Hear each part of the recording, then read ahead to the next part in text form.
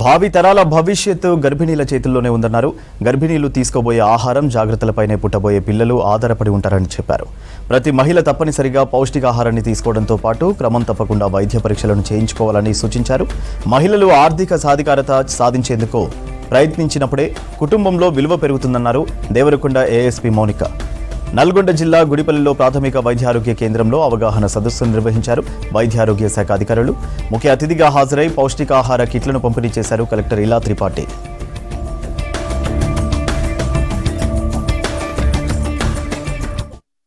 మహిళ జీవితంలో ఇలా చక్రం లాగా ఉంటుంది.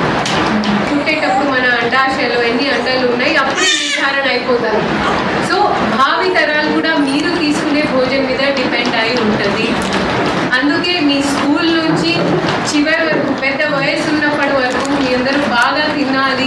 అత్తమామలు తన భర్త చేసే ప్రెషర్లో తన ఫైనాన్షియల్ ఇండిపెండెంట్ లేకపోయేసరికి ఆ స్ట్రెస్లో ఆమె ఏం చేయలేకపోయింది. దీంట్లో నాకు ఒక్కటి అర్థమైంది ఏంటంటే అమ్మ, ఫస్ట్ అండ్ ఫార్మోస్ట్ మీరు అందరూ ఫైనాన్షియల్లీ ఎట్లా ఇండిపెండెంట్ ఉండాలి అనే దాని మీద ఫోకస్ చేయండి. మీ పిల్లల్ని కూడా అదే మీరు నేర్పించండి. చదువు లేదనుకుని చదువుకోలేదు సరే, మీకు ఆ టైంలో మీ జనరేషన్లో చెప్పలేదు. సఖీ సెంటర్స్ ఉన్నాయి, భరోసా సెంటర్స్ ఉన్నాయి, నేను వాడదాన్ని, మీకు కలెక్టర్ మేడం కూడా లేడీ మేడం, మీరు రండి, అప్రోచ్ అవ్వండి. మీకు ఎట్లా ఆల్టర్నేట్ ప్లేస్లో నెలకి మీరు లక్షలు సంపాదించిన అవసరం లేదు. 5,000, 10,000, 15,000 ఎంతవరకు చాలంటే అంతవరకు.